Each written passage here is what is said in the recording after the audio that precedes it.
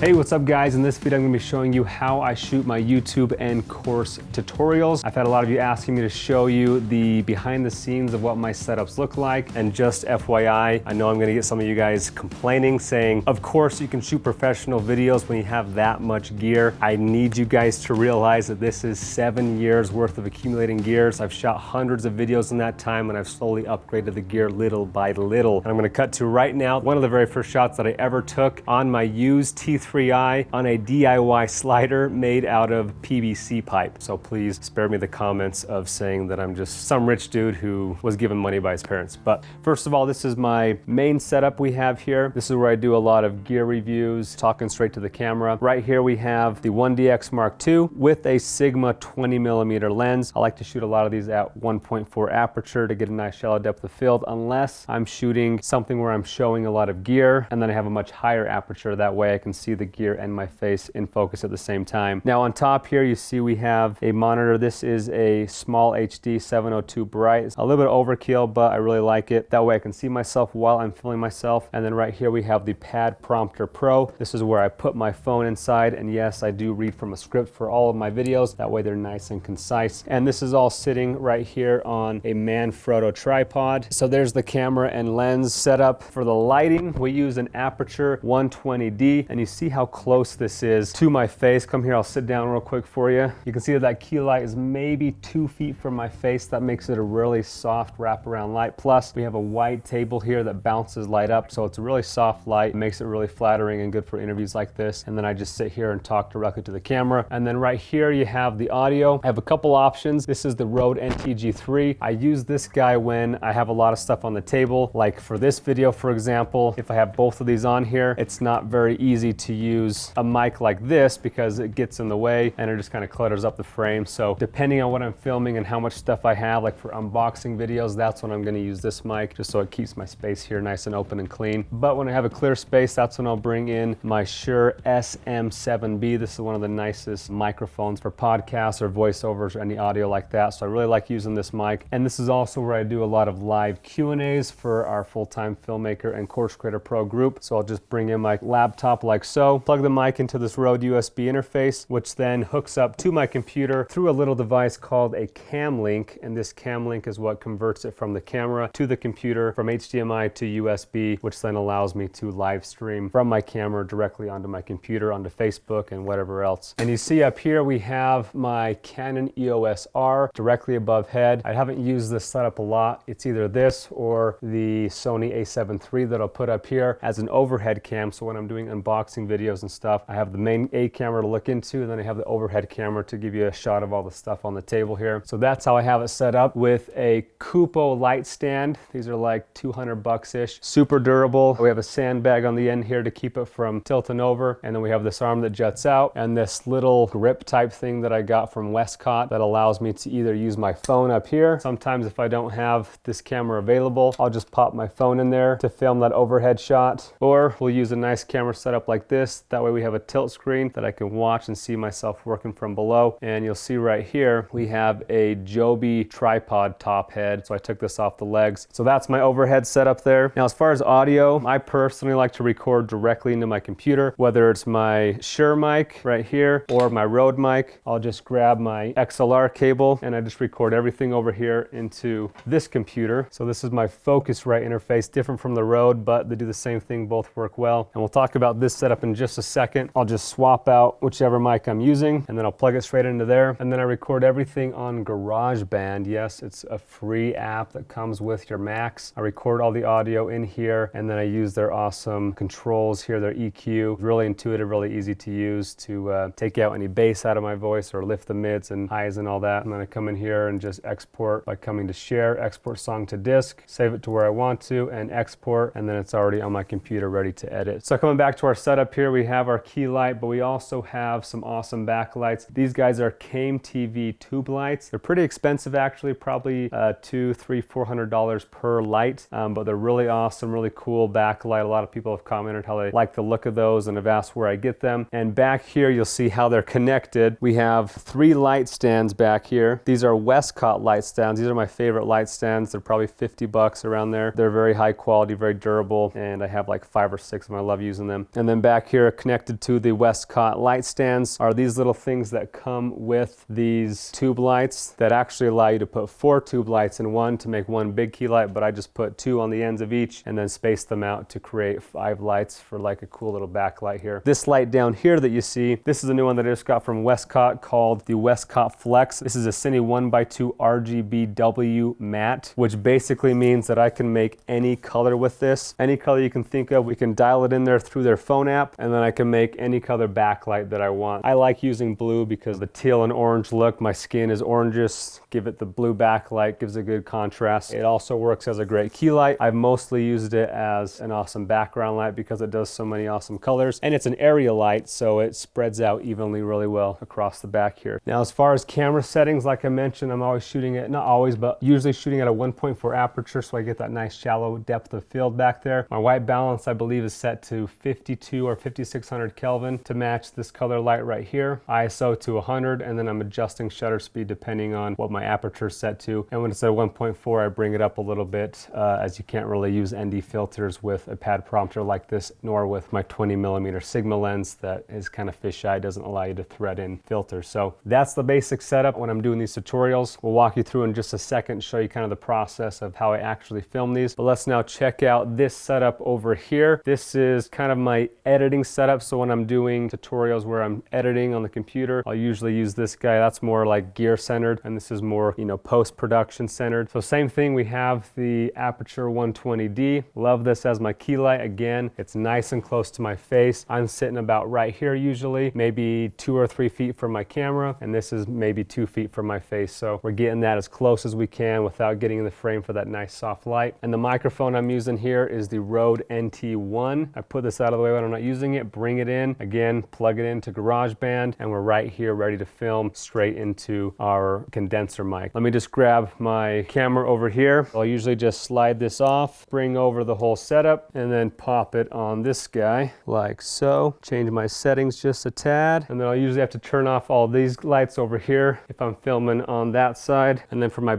backlight in this setup, this is a Lightstorm Mini 20D from Aperture. Really love these guys because I can really hone in exactly where I want this light to shine. It allows you to be a lot more directional and allows you to shape the light a lot better. This is my backlight to make my background blue in this one. And then up here we have another Lightstorm Mini 20D that I pop on for my back hair light that just comes on right here and helps shape the back of my head and outlines my body and separates me from the background there. And then I'll jump right in here. Same thing as the last setup. I'm only 2 or 3 feet from the camera, so nice and tight. That way I can read my script really well. And it also creates good separation from the background, giving me a good shallow depth of field. And the last thing I would say here is I'll usually bring up the brightness of my screen just to give this a little bit more life, and we'll sometimes throw on a different color background on here just to mix it up. That's pretty much it for both of my setups. The last thing I'll mention is I do have some acoustic panels. These are kind of expensive. I think they're like 150, 200 bucks per panel, but I bought a few of them that I usually just surround myself with that just dampens the sound. You can see here when I'm right up against this, it really dampens the sound versus when I'm facing out here, you can hear some of the echo of the room. So this just kind of encloses me in a more acoustically treated area, and I have a couple more that I'll put right here, and so it's kind of boxed in and makes it a little bit more acoustically friendly. So that's one thing a lot of YouTubers or tutorial creators don't take into account. A lot of times, most people's videos that I hear, you can hear a lot of room echo and it's not super professional sounding, so I always try and dampen the sound. When I'm shooting over here, I'll bring those acoustic panels over here. When I'm shooting here, I'll bring them over there. Just helps dampen the sound and make it sound a little more professional. Now, as far as what we have against the wall, I've had people ask, you know, did you paint your back wall? No, I'm not painting my walls. Get a light, get some gels, and just whatever color you want that day, you light the background. Don't paint your walls just for one video. But besides the color, adding with the lights, a lot of people ask me about these acoustic panels. These I got, I think, at Musician's Friend or Guitar Center. The whole pack of them probably cost $400 or $500. It's a little bit more expensive, but they look really cool. Kind of created a fun little pattern with them. I'm always trying to decorate the backgrounds with relevant things that have to do with what I'm talking about. A drone here, my red red camera. The red camera is just a prop. I don't ever use it. I also have some tube lights back here that I've just kind of set up here before in other tutorials. So that's a different look that I'll pull up sometimes. So I'm just always mixing it up, looking for new ways to get creative and have fun with these setups. Let's now go ahead and jump into actually creating a tutorial. So we'll turn our lights back on here and we'll bring our camera back over here. And for this video, we're going to be plugging in our Rode mic since we're going to have gear and stuff on the table. So we'll get that positioned nicely and then come in here and make sure we're plugged in. As far as the volume, I have it almost halfway up, and the volume level is just going to depend on how loud you talk and how close you are to the microphone. But we're going to run a test real quick here. So I'm going to record from GarageBand, get this positioned where I want it. We talk about this a lot. The sweet spot for your mic is going to be about 6 to 14 inches away from your mouth. We're probably a foot away, 12 inches right now. So that's a good sweet spot to be at. We're not going to have our computer in this shot. Got my water for when I get thirsty, and I always do. This video we're shooting is going to be a review on this new product that we just got in, the Ronin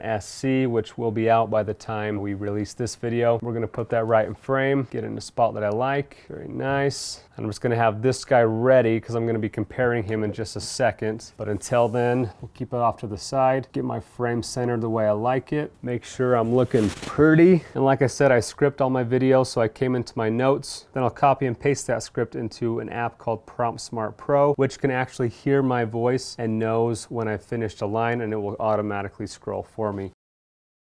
Make sure it's centered up on the lens, scroll to the top, and then I start reading. Hey, how's it going? Parker Wildbeck here with FulltimeFilmmaker.com, and today we are tacking, goodness sakes. I mess up a lot, guys, and so when I do, I just start over. And today we are taking a look at the brand new DJI Ronin S. That's just a quick look at how we dive into actually filming a tutorial. That was just a test run, so I'll look at the footage, make sure everything looked in focus, make sure the framing was on, make sure the exposure was right. Then I'll come back here, check on my audio, play it back. Hey, how's it going? Parker Wildbeck here with FulltimeFilmmaker.com, and sounds good. That is how I create a tutorial. That's the behind the scenes look. All the lighting, the sound, the cameras, everything that goes into it. And I'm actually moving into an office space next month. And so we'll be tearing all this down and redoing it in a different space. And though that's kind of sad because I put a ton of work into building these, it is fun to be creative and create new setups. So that having been said, hopefully this helps you get some ideas on creating setups for yourself, for creating tutorials, or for creating YouTube videos, or whatever you do. But also, guys, get creative with it and don't just copy me verbatim. Use this as a template to kind of give yourself some ideas, but then run with it and get creative, coming up with some ideas that suit you and your personality and so forth. But that's it, guys. If you'd like to see more videos just like this, make sure to visit FulltimeFilmmaker.com, where we have a full online course of almost 300 other tutorials just like this, teaching you how to do video production for a living. And you can check out my free 1-hour filmmaking training that shows you a preview of what that course is like by clicking over here. But that's it, guys. Make sure to subscribe, and if you have any further questions, please let me know.